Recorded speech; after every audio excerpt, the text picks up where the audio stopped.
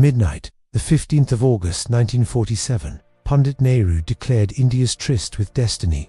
But the real story of independence isn't just speeches and flags. It's about 200 years of systematic exploitation, revolts crushed with brutality, political compromises, and a freedom that arrived drenched in blood. Bharat didn't just receive independence, it was taken back, piece by piece, from an empire that left only when it had no other choice. How Britain took India. The East India Company came in 1600 as traders. By 1757, after the Battle of Plassey, they weren't just selling cloth, they were ruling Bengal. This wasn't by fair competition, it was bribery, manipulation of local rulers, and control of armies paid for by Indian taxes. They looted resources openly. Indian industries, like Bengal's world-famous textiles, were deliberately destroyed, so British factories could dominate. Millions died in famines during company rule, like the Bengal famine of 1770, while grain was still exported for British profit. By 1858, after the revolt of 1857, which was brutally crushed with executions, hangings, and entire villages burned, the British Crown took direct control. This was the start of the Raj. Crushing India to feed the empire, India became Britain's cash machine. Railways, telegraphs, and canals were built, but mainly to move raw materials out and soldiers in. Taxes bled farmers dry. Famines like 1876–78 and 1899–1900 killed millions, while Britain exported wheat from India to Europe. Indian soldiers fought Britain's wars, from Afghanistan to Sudan, without any say in the politics that sent them there. The Raj wasn't modernizing India, it was extracting everything it could. Nationalism Awakens. By the late 1800s, an educated Indian middle class had emerged. Leaders like Dadabhai Naoroji exposed the drain of wealth, billions siphoned to Britain every year. The Indian National Congress 1885 started with polite petitions that failed. Leaders like Bal Gangadhar Tilak demanded the Partition of Bengal 1905 split communities to weaken resistance, a British divide-and-rule tactic that would return later on a far deadlier scale. Revolutionaries like Bhagat Singh, Rajguru, and Chandrasekhar Azad rejected speeches for action.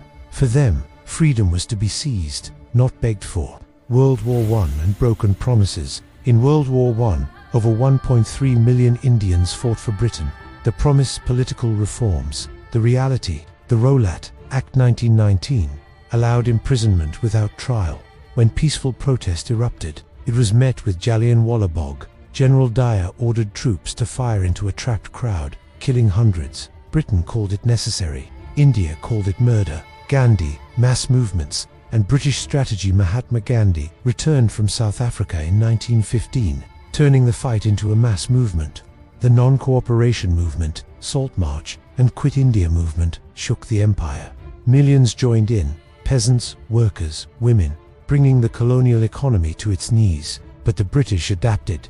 They imprisoned leaders, censored the press, and played factions against each other. They encouraged Hindu-Muslim divides, knowing that a divided India would be easier to manage, and, later, easier to split. The war that broke Britain, World War II, changed everything. Britain dragged India into the war without consulting Indian leaders. The Indian National Army under Subhas Chandra Bose fought alongside Japan against the British. Meanwhile, Britain's economy collapsed. By 1945, it owed massive war debts. The Royal Navy mutinied in Bombay in 1946. The empire was no longer sustainable, but Britain was determined to leave on its terms. Partition, the price of freedom. Talks for independence were tangled with Muhammad Ali Jinnah's demand for a separate Pakistan. Communal riots had already begun, fueled by years of colonial divide-and-rule and political mistrust. Mountbatten advanced the withdrawal date to August 1947, leaving barely 2 months to draw borders. The job was given to Cyril Radcliffe, a British lawyer who had never set foot in India. The result? Arbitrary lines splitting Punjab and Bengal, cutting through villages, fields, and even homes. Partition triggered the largest forced migration in history. Over 14 million displaced, up to 1 million killed in massacres, rapes, and riots. Independence with blood on the streets.